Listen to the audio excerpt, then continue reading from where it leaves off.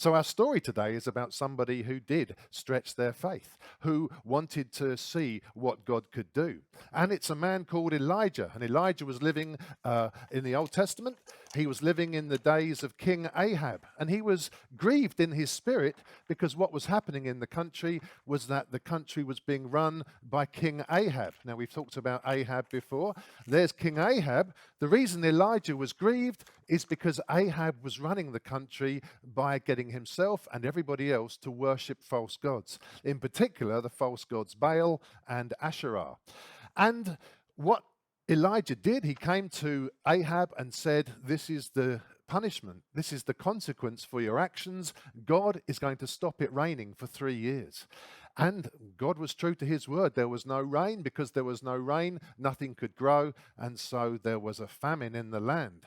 And after 3 years, Elijah finally shows himself to Ahab. And Ahab says to Elijah, he says, "You troubler of Israel, you've caused Israel a lot of trouble." To which Elijah turns back to Ahab, taking a risk and having to speak to the king. He says, "It's not me that's caused trouble to Israel, it's you. You are the troubler of Israel." And Elijah says to him, "Why don't we settle this once for all? Why don't we do something to show whose God is the powerful God?" He says, "Let's meet at Mount Carmel. You bring all your guys with you, all the prophets of Baal and Asherah, and I'll turn up. We'll each build an altar, and we'll see which God is true by who he sends fire upon the sacrifice." And so Ahab agrees to this. He thinks, well, I'm going to bring 850 of my guys, and they're going to all come here. He must be thinking to himself, just the pure numbers alone, we're going to outnumber Elijah. And so what happens is that they build their altar. They build their altar there, they place a bull on top of it, and they are waiting for their God to send fire. And what they do, all the prophets of Baal and Asherah, they start dancing around. They start very early in the morning, and they dance until noon. And at noon, Elijah starts to mock them. Now, again, Elijah is taking some risks. If this doesn't work out for him, it's pretty much certain death. So he has to be sure that he is standing on the promise and the presence of God. As they're dancing around, still nothing is happening, and Elijah starts to say, well, maybe your God is traveling. Maybe he's got a holiday. He actually says maybe he's in the bathroom, which I think is a very funny thing to say when you're under that kind of pressure, but it shows the faith that Elijah had. These men start cutting themselves, thinking perhaps if we show how serious we are, our God will respond. Their God doesn't respond. You know, what was Baal supposed to be? He was supposed to be the rain god, and yet nothing was happening. As soon as evening comes, it's Elijah's turn. And Elijah doesn't build a nice fancy altar. He takes 12 stones to represent the tribes of Israel. He puts them together loosely, and he makes his altar, and he puts his bull on top. Before he prays, he does something very unusual.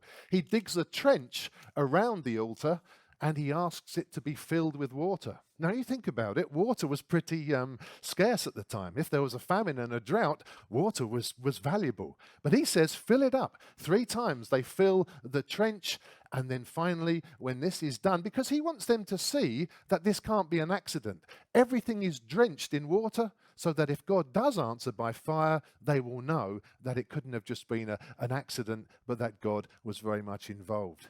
And then he prays. He says, Lord, answer my prayer.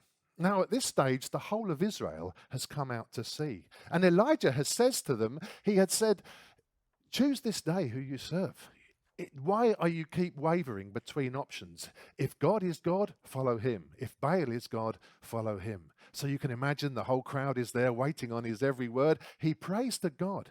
Does he have to dance around? No. Does he have to wait? No. Does he have to cut himself with swords? No, he doesn't.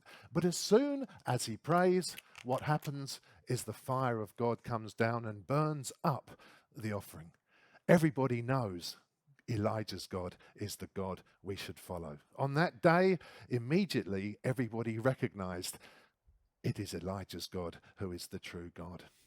What happens immediately after that? Well, as soon as that happened, the Lord answered the prayer, not only to show that he had sent the fire from heaven, but immediately it began to rain for the first time in 3 years. And everybody, not only were they wet, but could they say, this is the God we must follow.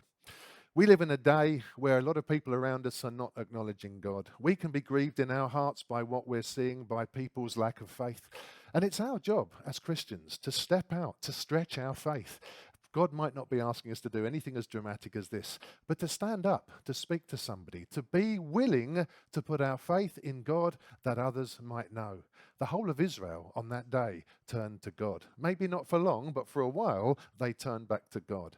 And it's amazing that people are watching. They're watching the Christian and they're watching the people who say there's no God. And they're waiting for the Christian to stand up and say, my faith is in God. I'm stretching my faith. I'm putting myself in risk because it's no risk at all because I have eternal God on my side. When we do that, when God answers, many will believe.